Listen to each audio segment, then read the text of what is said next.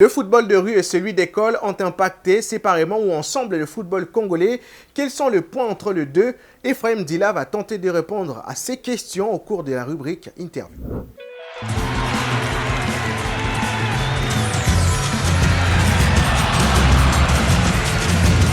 Salut la famille, c'est Ephraim Arondila, journaliste sportif à la radio de la famille.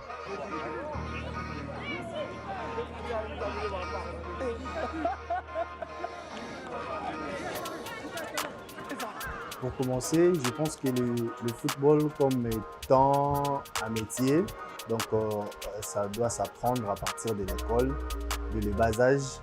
Quand vous constatez que votre enfant ou votre neveu a les talents développés en lui pour exercer ce métier, il faudrait maintenant l'encadrer. Et cet encadrement passe par l'école, notamment les écoles de foot qui existent partout un tout petit peu maintenant en République démocratique. Je pense que le football de rue, c'est la base. C'est dans le rue qu'on apprend les normes du football. Dans le rue, un joueur peut te dire que ces ballons n'étaient pas hors jeu, que ces ballons est sorti en touche. C'est dans le rue qu'on grandit aussi ces côtés de fair play. Déjà, si un enfant dans le rue n'avait pas grandi en lui ces côtés fair play, ça sera difficile. En tout cas, il faudrait bien suivre cet enfant du côté de la formation à l'école pour que cet enfant puisse changer son aperçu dans le football. Je pense que le football de la rue, c'est quelque chose qui est inné. Parce que pour pratiquer dans la rue, je ne pense pas que lorsqu'on compose nos compositions d'avant-match, on met que des personnes où on sent qu'ils sont meilleurs pour commencer un match. Donc à l'école, on va prendre tout le monde pour beaucoup de raisons, notamment des raisons pécuniaires. On pourra peut-être donner l'opportunité à tout le monde de jouer, mais ce n'est pas ce qui se passe dans la rue. Dans la rue, c'est vraiment les talents qui est exprimé. The goal, 120,000 people stand up and gawp and gasp.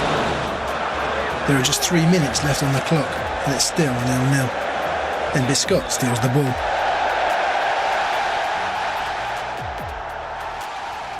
Aujourd'hui, on peut compter des joueurs comme des Trésor Mputu, on peut compter des joueurs comme des Matumo Nazolarum, des Mbalambuta Biscott.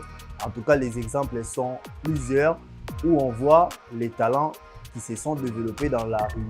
Donc, c'est-à-dire que dans notre football, aujourd'hui, je peux m'assumer, dire que 80% de nos joueurs sont sortis de là. Bien évidemment, aujourd'hui, plus récemment, l'exemple le plus récent, c'est-à-dire que nous avions un jeune joueur comme Muzungu, un jeune joueur comme le latéral droit de gauche, de Tout-Puissant Mazembe, Luzolo.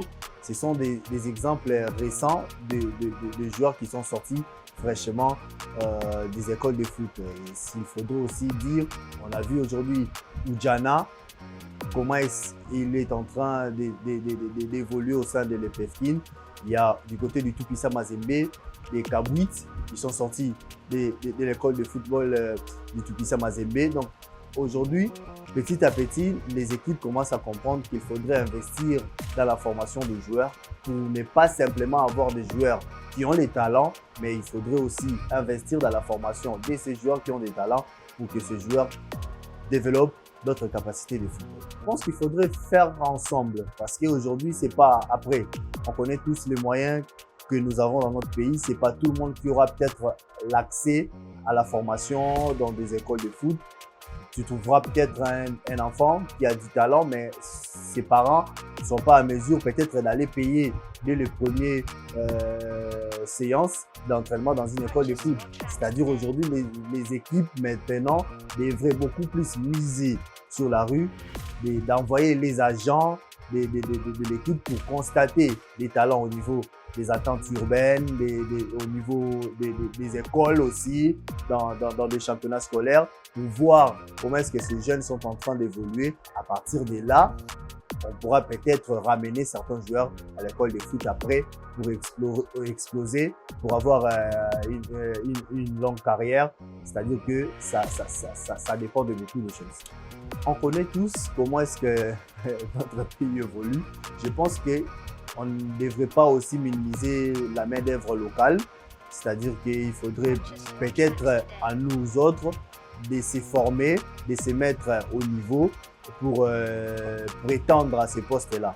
Mais au jour d'aujourd'hui, je pense que la main-d'œuvre extérieure sera peut-être la bonne pour une croissance plus rapide.